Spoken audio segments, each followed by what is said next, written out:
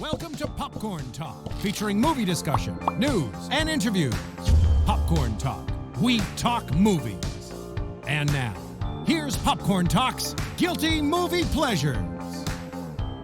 Hello, welcome to another very safe and quarantined edition of Guilty Movie Pleasures.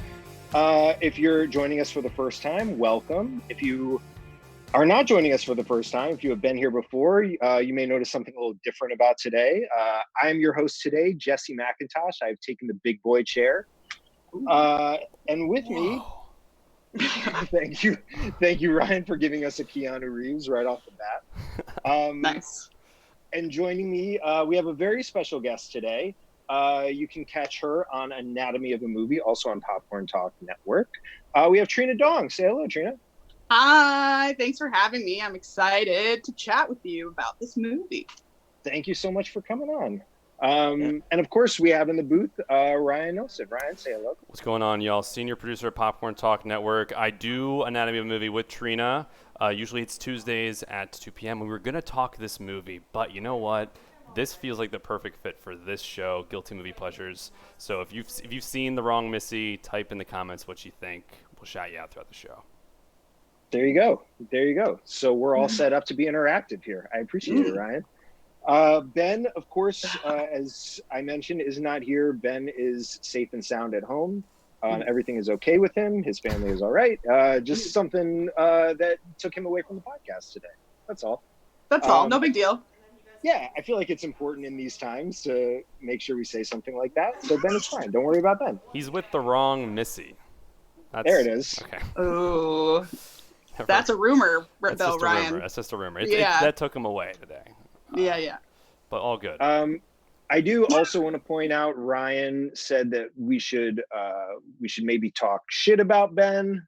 And I personally don't feel like that's something I'm going to do, but Ryan, of course, feel free to absolutely do that. I don't remember what you're talking about. I think maybe that different Ben, I think. Sure. All right. Well, now that we have that, as we've alluded to, we were talking The Wrong Missy today, the David Spade, Lauren Lapkus Netflix original. Trina, you have seen this movie twice.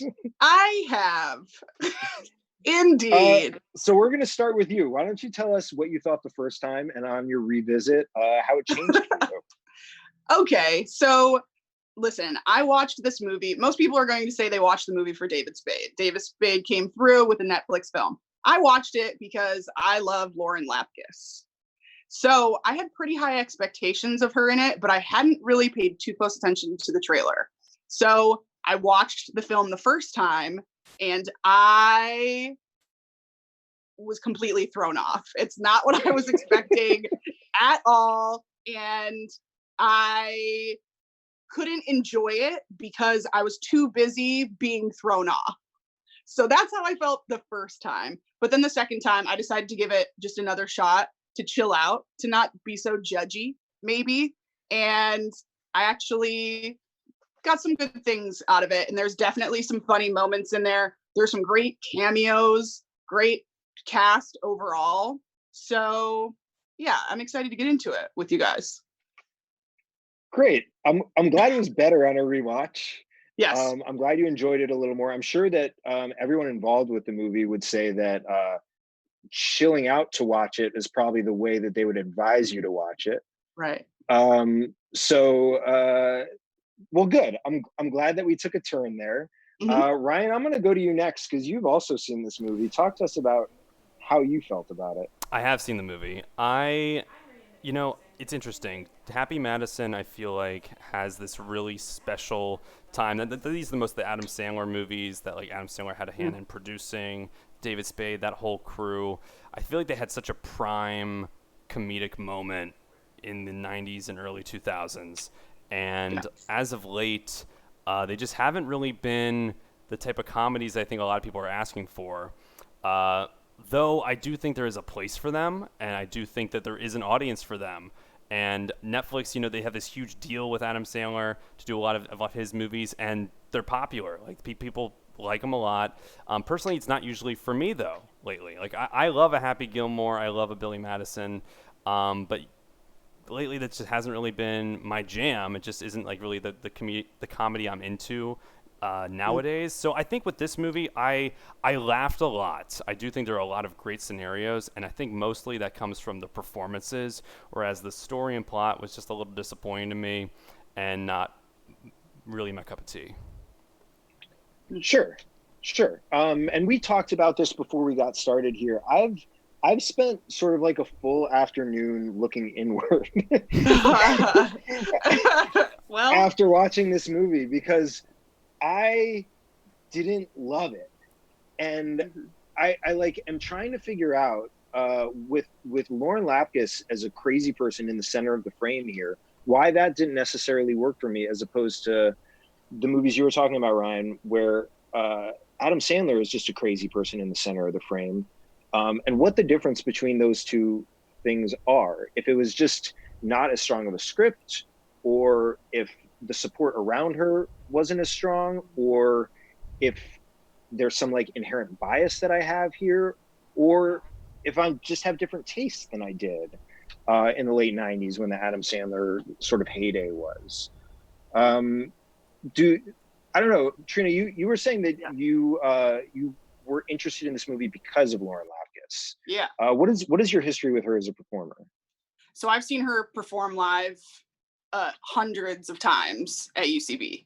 And that is because you are stalking her, is that correct? Because I was stalking her on Franklin Avenue. I just spent all my days. No, but really, like my first couple of years in LA, I studied at UCB. I went to all the shows, do all the things that we young comedians in LA do. And Lauren was a big piece of that because she had, she'd left the scene, she'd made it. And watching her was always really fun. And she plays characters like this a lot. And so, but it's not as shocking when it's like a full hour and a half of it. It's kind of whoa. And so I think the Lauren Lapkus of it all is that her crazy was so intense the whole time. It didn't take any breaks until like the last 15. And then also her scene partner was a very calm David Spade. So he didn't react much to anything she was doing. Everybody was acting like it was more normal than not, I thought, even though you could tell he thought she was saying crazy things, but he wasn't responding that way. So I also think that might have been why you weren't getting it, because I also was on that page. I didn't get it either. It reminded me of a false reality like Shallow Hal. Everybody's living in this weird universe that we're not really understanding why it's there. That's and I feel like you hit on the head something that I sort of came to as well, that like I clocked it when I was watching. It was over an hour into the movie before Lauren Lapkus shows any semblance of humanity or like any sort of just like shred of a real human being that I've ever seen in the world before. Yeah. And I feel like we needed that to relate to a little bit. And then there was also an element of like they were just sort of lazy with the David Spade part, not necessarily the performance, but there was nothing to that anyone was tying him back to like any positive qualities that she might exhibit. So it ended, and this is going to be a spoiler conversation from here on out. We've done our general takes. We're going to start to spoil the movie a little bit. And also, major shout out to Ben Begley popping up in the chat, asking, just wanted to say hi, miss you guys. Sorry I'm not there tonight. What's the verdict? Should I watch this or is it no bueno? Ben, you're going to need to watch the show, man. Watch the full episode. Yeah. And that definitely isn't me posing in the chat as Ben Begley. That is the real Ben Begley. Are you sure? Now that you said it out loud, I'm not going to commit to anything. So we're spoiling. But the thing that was sort of lacking in their relationship and in the story as a whole was what ends up happening is he sort of is attracted to her because of her spontaneity and because she doesn't care about what other people think and because she's just living her life the way she wants to do it. And there's never any like friend or like self-reflection on David Spade's part as far as like, this is what's lacking in my life. There's none of that. It's just like, he's a dude who was cheated on, and there's no one there to tell him like, this is what's missing in your life, or this is the reason you're not finding happiness. So they just seem incompatible the whole time until like, for some reason, he decides he likes her. And then she becomes a person. So everything sort of happens out of order and not necessarily congruous with the next thing that happens. Absolutely. And you're so spot on with his character. He is literally a guy that has a job, and that's what we know about him. He's a dude with a job and a boss, and that's about as deep as we get into. Yeah, and he goes on one date with someone who is psychotic. Like she brandishes a weapon, fun, and is picking fights with huge guys, everyone, and sort of offering him up as a sacrifice. So there's just like, there's no reason that we want them to work, and there's no reason that we feel like he has a problem, other than he's like kind of mentioned once or twice that he has this ex-fiance who's like, it seems like the only reason it's a problem is because she's involved with someone that he knows. Like, that's the only reason we're tied back to her. So I don't know what problem we're solving here necessarily. We didn't know until the very end that there was even a problem other than her. I think that's all we really knew, was that she became a problem. She became a problem, and the only mechanic they had to work with once they got to Hawaii was stay in the room. Oh no, she didn't stay in the room. Like, that was the only thing, and we played it probably 4 times. Until we took the turn. And again, like, why are we doing this? So yeah, there's sort of like a lack of emotional intelligence here. And then you also did mention the cast. I don't know why this movie got me thinking so much. There's no reason that I should be thinking this. That's what happens in quarantine. Everything means something else. Jesse looks inward. It sounds like you really look deep inward, man. It's a very deep film to take in. I'm very pleased that you did it.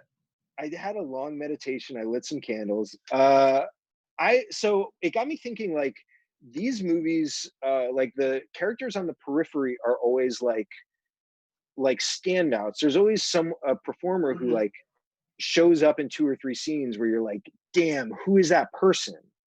And I like felt that lacking in this movie. And then I looked up the cast, and the woman who plays Barracuda is Adam Sandler's wife, and the guy who plays the like assistant who keeps bringing coffee that the boss doesn't want is Adam Sandler's nephew.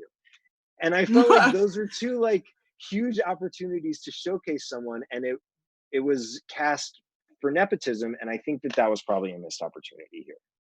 Yeah, 100%. Especially those 2 characters are the ones that had the most comedy. Like, they had the most opportunity to hit us with some one-liners, or to hit us with some faces, or whatever it was. Those were the 2 people that were written in the script that we could have gotten things out of to talk about in a situation like this, or remember when they did that. But, because even if literally Rob Schneider could have played the assistant, and that would have been hilarious. It would have been great. Great. So just using people that you're like, oh, Rob Schneider's the assistant, how perfect. Everyone can appreciate it in a movie like that. So you're right. Yes. And one more thing before we get into the plot in under 3 minutes. You are new to the show, Trina, but the one thing that takes a movie from above 50% to below 0% for me is on-screen vomit. And this movie had on-screen vomit. And chum. Yep, she vomited chum. She Double. vomited chum, and then they all saw a shark coming, and then rather than help, they all started dancing on the boat. And one almost got eaten. Yeah. So that was a huge bummer for me. I personally completely forgot about the on-screen vomit. Yeah, I always forget that that's your thing, and when I watch it, I should clock it. Yeah, that matters, though. You're right. It does matter. You're right. We do have the timer all set and prepped, y'all. Great. So if you guys are ready, let's try and do this plot in under 3 minutes. Give it a go. Plot under 3 minutes in 3, 2, 1, go. All right. So we start out, David Spade is on a blind date and he gets a text and is like, I'm the woman at the bar that looks like this. So he goes up to the woman and he tries to rescue her from this big macho dude, and she's pregnant and they're together and they almost get in a fight. And then Lauren Lapkus comes around. She's like, I was kidding. Ha! And then they sit down and they have a date and it's going crazy. And he's like, I got to get out of here. So he goes to the bathroom and tries to escape through a window, and she slides underneath the stall and is like, where are you going? And he's like, I was going to prank you. And she's like, well, we've been kicked out because I flashed this big weapon at the guy that I was yelling at, so we got to go. And David Spade's like, great. And he falls out the window and she fixes his ankle. Yeah, exactly. And she is completely fine that he was diving out the window. She doesn't think it's because of her. Absolutely not. So she fixes the ankle, puts it back into place. So that's when we first find out that she maybe is more than who she exactly is. So she disappears, goes away. They do exchange numbers. The numbers end up in the phone. That's the important part. He heads to the airport on business, trip back from business, business, and ends up taking the suitcase of Rebecca Romaine Stamos and then they switch bags. They end up having the same bag, this man and this woman that's a model, and they have the same book.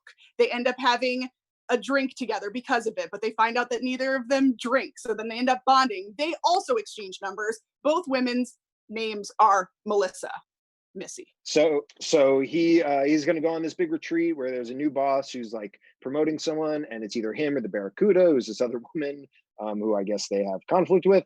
And Nick Swartzens is a really creepy HR guy. And so he's like, you should bring the woman that you just met. And he's like, all right, let me text her. And he does. And then she says yes. And they get on the plane and he's breathing on the guy from Lost, which is random and weird. And then, oh no. He's on the plane. He's breathing on the guy from Lost. Is this when he texts to get the right Missy on the plane? Right? Is that where we're at? And then, then she shows up on the plane. Yeah. And then so then gives him a job. Missy shows up on the plane, and he's like, "What are you doing here?" She's acting wild. She's ordering tequila. She gives him a pill. He's with the wrong Missy. They end up on this trip together. He doesn't know what to do. So then he's trying to hide her in the room. She comes and like blows up the spot, and everyone's like, "What the hell is this?" And she's doing palm readings and telling people they're going to die. 30 seconds. The next day they go to the shark boat, and she again escapes the room and goes to the shark boat, and they go down in the shark tank, and the shark attacks because she throws up chum. And then she keeps ruining every single day, all the time. Then she meets the neighbor at the hotel. It's the wife of the boss. Then she ends up fixing their marriage and making David Spade liked by the boss. Yep, they do shadow dancing. 5, he decides he likes her, 4, but she finds out she 3, leaves. He goes back 2, and he steals her from Vanilla Ice. 1, 0. Well done. We did the first act in 2 minutes, and then we had to squeeze the entire rest The first of the act, you guys really took your time. That was probably my fault. Sorry. No, you're good. No, it was. Listen, we got there. No one's fault. We did. It was the part of the movie where there was still hope. So I think we were attached to that a little bit more than the rest of it. Yeah. So yeah. The dude from Lost, that was a detail I forgot. Me too. And the last line that you said, I won't review it now to double spoil because I'm sure we'll talk about it later, but the last line that you said was the perfect way to end the 3-minute plot. So. Yeah. And also a really enjoyable way for them to end the movie as well. Of course. I thought. Of course. Real quick, the guy from Lost, that scene was sort of indicative of like the things that I guess they find funny that I don't really think work anymore, because it was a prolonged scene of him asking another guy, which one would never do, but asking a stranger to smell his breath, and then him having to get closer and closer and closer till he's basically like on top of it. And then there's a joke about dog shit. Yeah. So yeah. I feel like that in a nutshell is where we're at with this movie. Yeah, the bathroom humor and the extra that type of humor went a little like it was too much. I think that this was made for people that aren't legal enough to watch it. I think that's Sure. kind of, where we're at. Absolutely. I do also want to, I would be remiss if I didn't point out, because we spent a fair amount of time with this on the Me, Myself, and Irene episode. There are two instances in this movie where she forces sex upon him while he's asleep. And that is, we mentioned, aged poorly in a 2008 movie or whenever Me, Myself, and Irene was. But this is a 2020 movie. That's tough. It's tough. And we had talks of suicide that ended up not being about suicide. That is what took me out of it the first time, I think. That is totally understandable. They piled a lot of that stuff into the very beginning of the movie. So yeah, it makes it tricky. It makes it tricky to enjoy a comedy when we're sort of hit over the head with that sort of thing. We also, though, we got a boy band performance, which I can always salute. We got a New Kids on the Block performance at a talent show. It would have maybe hit harder with a different audience and at a different time. It was very like, I don't know why I can't think of the movie that's old, but any movie that's had a boy band performance in it is fun for someone like me, maybe, that is like nostalgic of stuff like that. But again, it was like weird timing for that in the film. Yeah, so a couple weeks ago we did This Is the End, and that has a very notable Backstreet Boys performance in the end of the movie. But that's they went the real hard deal. in that. Like that Backstreet, this was a little bit, Napoleon Dynamite is what I was thinking of. Like very, that doesn't fit in, but it's random and it happens. Yeah. It also would have been good symmetry or closing the loop on it if the cameo at the end had anything at all to do with the New Kids on the Block. But since it didn't, it just was two random occurrences. Or she could have performed Ice Ice Baby and we would have been good. That's what I'm saying. Yeah, just like attach them in some way and we would have been fine. All right, so let's get into this since we've already started doing it. We talked sort of in detail in the first act a little bit, but David Spade goes on a blind date. Lauren Lapkus outs herself right away as sort of a prankster, which, by the way, doesn't do a ton of pranking after that. Like, she sets it up as like, I'm always trying to get you. Yeah. And like never zany, again. crazy. Yeah, no. Yeah. So, all right. So then they're sitting down for dinner and he apologizes to her. I'm sorry to disappoint you. And this is how she responds to that. Okay, you don't disappoint me ever. Nothing you could ever do would disappoint me. I love you. Wow. Us, it feels like fate.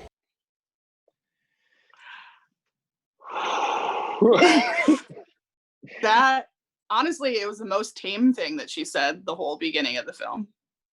Truly. And even that, I think is a big enough red flag for me to be like, I don't think this is going to work out. Yeah, well, he said that too. Right. You know, that's what he wanted, but didn't get it. No. So like we said, he realizes that this isn't necessarily what he wants, what's for him. So he tries to exit the restaurant. He tries to do a window escape, and she comes into the bathroom stall, which means, I mean, it didn't seem like he was taking a long time, right? He just found a stall, climbed up into the window, and she was already through the men's bathroom door and under the stall. Yeah. Yeah, go ahead. Just like what I was saying before, these choices are all very specific comedic timing choices and not good flow of the story choices, I think. So yeah, it's funny when her little head pops in there and you're like, ah, but it also, all of those decisions throughout the film makes it not flow well and it hard to make sense of anything. Yeah. I agree. It did feel like a bunch of moments versus a full story. Yeah. Mm-hmm. I would actually argue the funniest thing about this scene is after Lauren Lapkus exits and he falls out the window, a guy comes out of the other stall and just runs out of the bathroom. Oh. Did you not notice that? I don't think I caught that. He's just been in there the whole time listening to this whole conversation. Oh, I don't think I caught that. That's funny. You're right. See? Yeah. The stuff that they don't do. The stuff that they're not worried about is Yeah. hit the hardest for me. So he falls out the window. He, I guess, dislocates his ankle. And this is where we learn that she's basically certified in everything. This is the start of a run of her saying, I'm a certified blah, blah, blah. And she's able to fix problems, I guess. Although it's unclear if she fixes them well or not. I mean, all of the bone relocating worked out great for her. So she's good at that. Sorry to chime in real quick. He fell onto a garbage can, right? Yeah. Is the garbage can made of steel? Like, is it I just don't know how you snap your leg. Like, that wasn't a dislocation. That thing was bent this way. Like, that was a hard break. And do you snap it back into place like that? I know you're certified. No.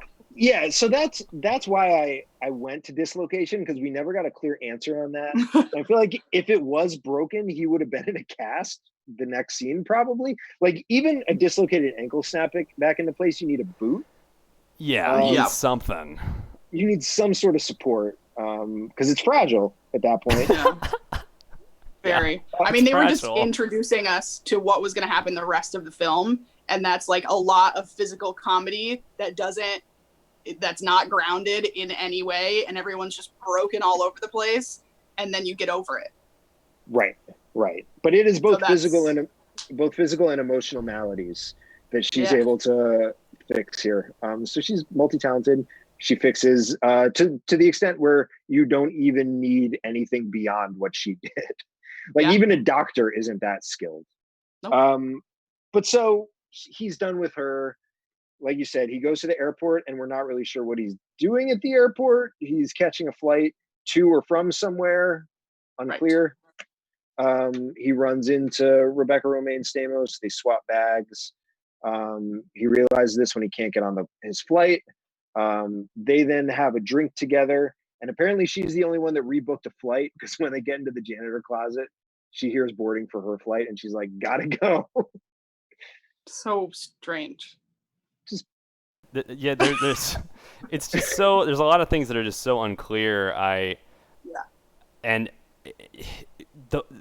combining that scene we just talked about in the beginning with this airport scene, following it up, this is where you're starting to set the tone of the movie. Like you said, like everything from the bone break to even just how he's interacting at the airport. And I still was a little unclear as to the overall tone we were going to have for the remainder of the film. I almost was expecting a scene with similar comedic beats to the first scene, but since that was just such an over-the-top character, and then we don't have her anymore, you just kind of felt like, okay, now we're in a new thing, and it made me just feel kind of lost.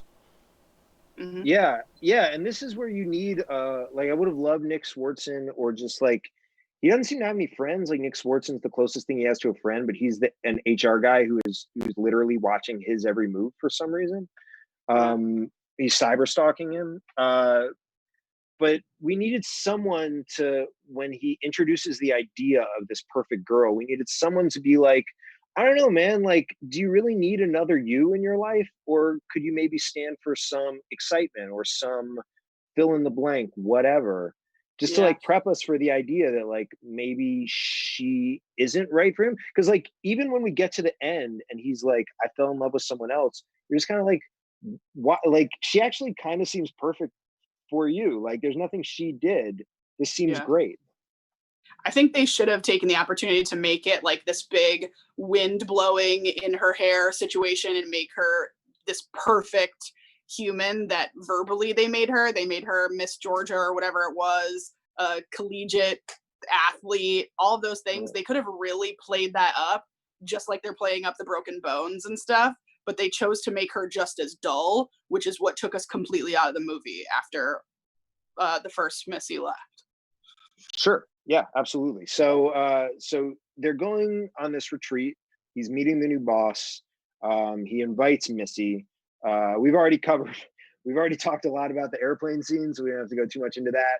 But she gives him a dog tranquilizer, which I guess she has a full pill bottle supply of. I mean, yeah. You just And have they a were dog. used again later too, so that's definitely what they were. They were used again. They were used 2 times, and both times she ended up having sex with him while he was on the tranquilizers. So tough beat for her and for him. Rough. Okay. Sorry. Oh boy. God. I'm just yourself.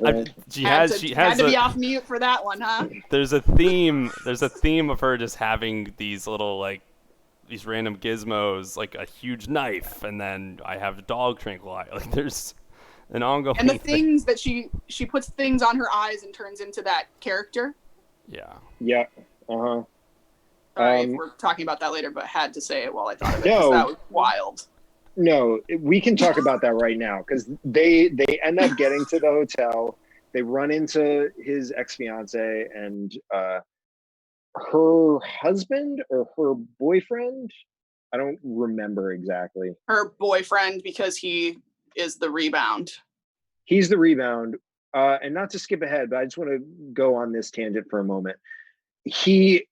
David Spade at one point walks in on him getting a happy ending massage, and you think that's going to be like him telling her, or like him getting this new guy in trouble, and it just drops. Like there's no follow through on that whatsoever. Yeah. And he just is kind of a douchey guy. Yeah, that was another good character though. His ex-girlfriend or ex-wife is Becky from Roseanne and from Scrubs, and she could have been utilized a lot more. She had almost literally nothing to do. We were like, what for? Like, what a waste of really great actor. Yeah, I think that's a theme throughout. Like this movie did confirm like these people are funny. Like there 100%. are really funny things going on. Like I don't think they've missed a step. It was just execution with a lot of the stuff. That, but like they're funny. Like I know they are. Yeah. And I think what we've talked about, like getting the through line and giving Lauren Lapkus a couple breaks to just be a human. So much. Like it just would have been a more recognizable movie than just like why is he here? Like you're asking yourself the entire time why. What are you doing here? Why?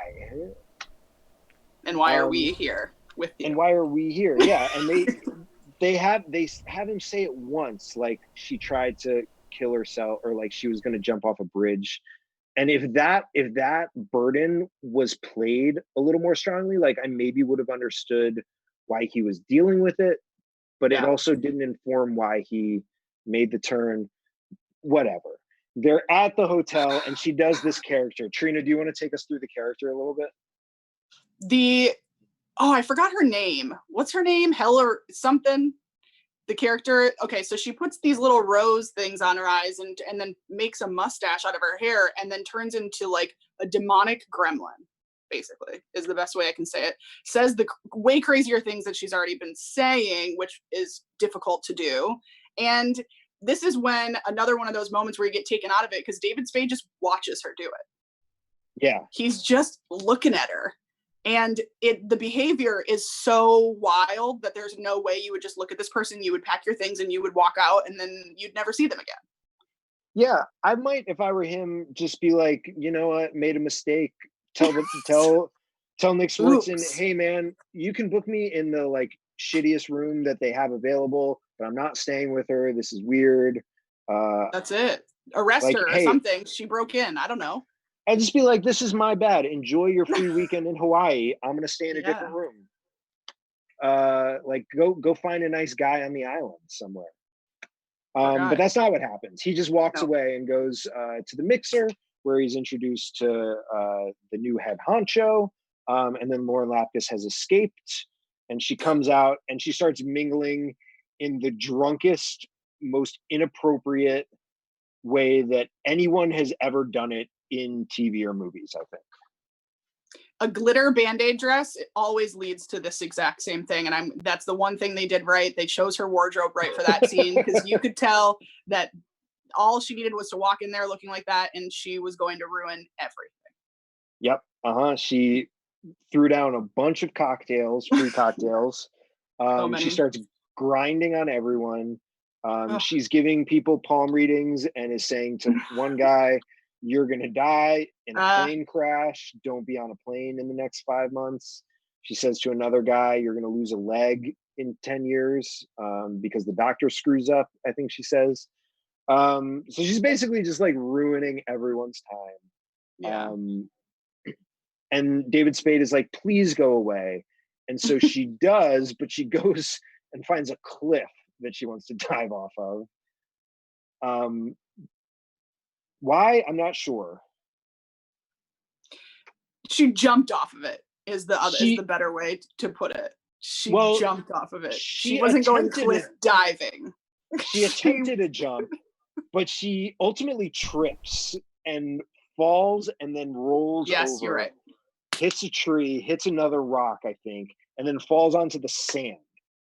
So even if she had dove like she intended to, she would have died because she was not diving into water; she was diving onto sand. I mean, this is the second example Yes, of right. things going too far physically. So this is actually let's play clip number 3, and then I'm gonna backtrack to clip number 2, Ryan. But let's play clip number 3 because this is Nick Swardson.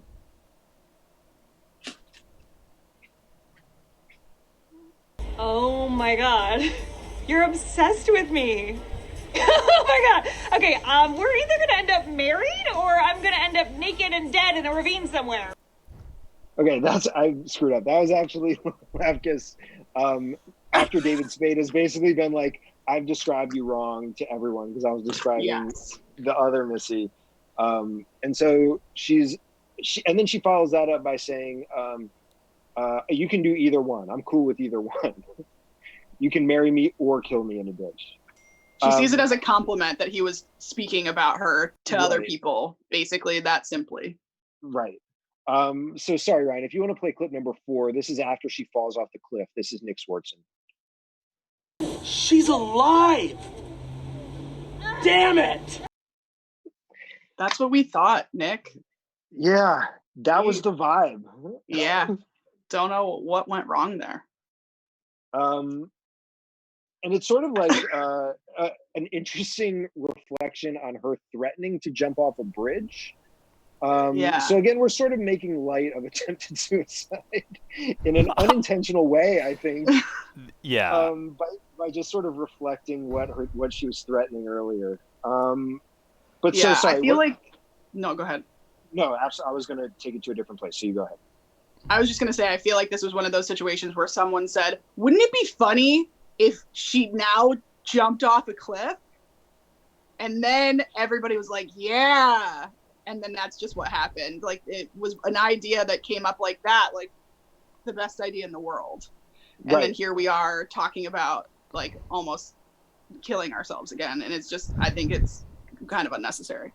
I do also want to point out David Spade fell out of a 1-story window and ruined his ankle, and she fell off maybe 150-foot cliff onto sand and was fine. Just like got up and was fine. Like lost a breath or something. Yeah. Yeah. Got the wind knocked out of her. Wind knocked out of her. That's what I meant to say. But what I wanted to do is go back to clip number 2 because this is Lauren Lapkus as she's entering the hotel. But I wanted to talk about this in a more general sense. But let's hear clip number 2, Ryan. I swear to God, if I see a sea turtle in that ocean, I am riding it! You can't ride the turtles. Well, what if they want to ride me? That's inappropriate and disturbing. Okay, maybe you're inappropriate and disturbing. I'm just being nice to a goddamn turtle. Have respect for the island. Shut the fuck up! Okay, so this interaction to me was such a microcosm of every single thing that happens in the movie where Lauren Lapkus says something outrageous. Yeah. It is called out in the smallest way possible. She then makes it sexual. Then she gets, then she gets really loud and starts screaming that you can go fuck yourself. Respect for So the that island. was sort of right. That was like the rhythm of every single thing that happened. It was like crazy, sexual. Now we're yelling. It's like a fit. It's like you get you know, you get questioned a little bit and then you have a little bit of a fit and then someone isn't backing down, so you go crazy. And that's why she was just never grounded once. And maybe I'm too prudy for what she's brought to this movie, but every time, especially like yelling at kids, I was like, did we have to go there? Do we have to talk about riding animals? And like, was that necessary? But this is why, another reason why I think improv was a lot of this, and it was a lot of not sticking to script. It was just like ding. Yeah, I also think in this particular moment, a more interesting choice here would have been to have her connect with the kids over something crazy versus just have like a combative thing at all times. Yeah. But okay, we're running out of time a little bit here. So let's jump ahead. We've talked about the shark cruise a little bit. This is another moment where we play Lauren Lapkus locked in a room, running back out last minute. She jumps off the pier and again doesn't make the boat, and again might be dead, but she somehow makes it back onto the boat. They don't see sharks, then she throws up chum, and then we do see a shark. And that's the beat of the boat. I also don't know where the blood came from the shark. Do you know? I mean, David Spade, in an attempt to get out of the cage, I think kicks the boss. So he like broke his nose or something, or like did something to the boss. So the boss is bleeding under there. God, it's not bite blood. No. Okay. But I did want Rob Schneider to get something else bitten off. That would have been, again, another opportunity for some sort of symmetry here. But instead, Rob Schneider just punches the shark a bunch of times in the nose so that we can all learn that that's how it works. And yes, that does work. But he had that line, all these characters, they're giving them lingering lines as the scene is changing. So he had a lingering line after that, like, someone do that to me when she was giving him CPR. And it was like, why are you across the ocean when you're letting Rob Schneider say lines? Let's be in his face, please. It was there's such interesting choices that were made. Truly another missed opportunity there. We then get back to the room and Missy is having her first human moment with another person, but we don't see it. It's off screen. She bonds with Barbara. And David Spade's like, all right, go get a massage with her. And then we find out that she's the wife of the boss. There's a weird Evander Holyfield thing going on. It would have been good maybe if the cameo at the end was Evander Holyfield. Mm-hmm. Or just something to connect it to the rest of the movie. It was a cool cameo, but it was just, like, there were so many references throughout the movie. We just should have referenced him once. It should have been Vanilla Ice calling. It should have been they should have done a Vanilla Ice song. Yeah. Something. No callbacks whatsoever with so many people. It's so many options. So it's hard. It's really hard to do what they did by avoiding a callback to any of these characters. That's such a good point. Like, it's really hard to not. The first thing I would have thought of is, let's put Vanilla Ice in there 3 times. Let's make him do 2 crazy things. The third thing be the craziest, and then let's call it a day. Like, that's what you think of when you're writing. You have to try hard to not write those things in. Like the other Happy Madison films. Like, I'm popping in one more time, guys. For Happy Gilmore, the whole thing with Chubbs, like, I got my hand bit off by an alligator. What happens later? An alligator comes out and takes out his takes him out. Like, it's a funny callback, and there's weight to it. Like, there's history there. There's almost like they were setting up history and then just forget about it. Exactly. Yeah, they forgot about a lot of things over the course of the everyone. I also do want to point out, just because you brought up the rule of thirds there, we had our assistant bring the boss coffee twice, and then we had him fail in other ways the rest of the times we saw him. It was like, why didn't we get a third coffee thing? What happened to complete was maybe the third coffee thing the mermaid tail? You know what I mean? Like, that's what I'm saying. They spun out every time. Yeah, but it wasn't. It had to be coffee. Very simple thing. That's a great. You're right. It's the rule of thirds. It's it's same thing with the receptionist. Like my personal favorite comedian is Bobby Lee. Bobby Lee plays the receptionist. Bobby Lee, what a waste! And he's there twice, and then third. I know. And he had to show up twice and not say anything. It's like, how about the third time he said something buck wild Bobby Lee, and then you got to laugh. Just the idea that like they flew him out to Hawaii to do two,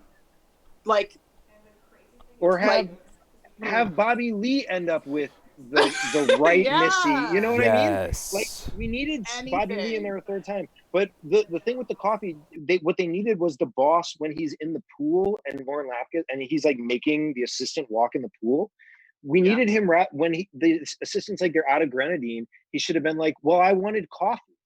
Just like some other reference to coffee there would have tied the knot for us. We're completely running out of time. Was there anything else specifically that you wanted to hit on? Anything that definitely worked or definitely didn't for you, Trina?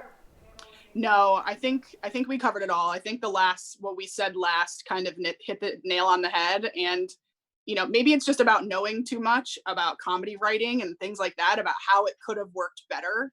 Yeah. In very simple ways that kind of threw off the movie a little bit. Yeah, I just did want to highlight real quick the like presentation that they give, because we've talked about the New Kids on the Block song, but the shadow dancing is not a reference to anything, and it's just supposed to be like funny out of context of anything. But when you think about it in the context of the rest of the movie, it's random and doesn't make sense, and we spend so much time on it that it has to be connected to something else, and it just isn't. Mm-hmm. So that was a frustrating sequence, pretty long sequence. Exactly, because it could have been so funny to do anything else. Yeah. It just like had some reason to do shadow dancing, I guess. Yeah. Just anything that connected it. Trina, at the end of every show, we like to rate the movies: guilty movie pleasure, guilty but awesome, guilty but terrible. Do you have a rating for this movie? I unfortunately have to guilty but terrible it. And I thought I might change my mind after I watched it the first time to the second time, because I did feel Lauren Lapkus' character at the end there, but no, I can't get behind this one, sadly. Yeah, I'm sort of in the same boat. I'm gonna say guilty but terrible. But there are so many talented and hilarious individuals associated with this, and it just felt like too many individuals and not one cohesive unit. Yeah. Ryan, you watched the movie as well. Do you have a rating for us? Yes. And you guys, again, I was just kind of popping in and out throughout this one. I think I would go guilty. I'm going to pull a Ben here. Guilty but disappointing. Because, again, I like all of these people. And I don't think this movie is, like, it's nothing. We say guilty but terrible just because, it wasn't a massive pleasure and it wasn't as great as we thought, but just mostly disappointing to me because I do like everyone involved in this. And I just think like the problem with a lot of the scenes we were talking about was more they just didn't land. And there were just a few things that I think they could have kept out, as opposed to like, I don't think there was any malintent at all in this movie. Like I think they tried something and it was just a little disappointing. So yeah, I go guilty, but a little disappointing. I hear you. Absolutely. So true. Well, that is going to do it for our show. Thank you so much for joining us, Trina. We appreciate you coming on. Do you have any socials that you want to plug? I sure do. Y'all can find me on Twitter and Instagram at Hey Trina Dong. Great. Ryan, any socials? You guys can find me at Ryan Nilsen, RYNILSEN on Twitter, and Ryan Nilsen on Instagram. Jesse, how about you? Yeah, you can find me on Twitter and Instagram at Too Much Jesse, for sketch at The Prom Losers. For this show, you can find us at Guilty Movie Guys. Let us know what you thought. If you have seen The Wrong Missy, did we get it completely wrong? Did you love this movie? Do you agree with us? Do you like the movie Pixels? Don't forget to rate and review wherever you get podcasts, on YouTube. And yeah, let us know if there's a movie you'd like us to cover. Let us know. Until next time, what is your guilty movie pleasure? From producers Maria Menounos, Kevin Undergaro, and the entire Popcorn Talk Network, we would like to thank you for tuning in. For questions or comments, be sure to visit popcorntalk.com. I'm Sir Richard Wentworth, and this has been a presentation of the Popcorn Talk Network.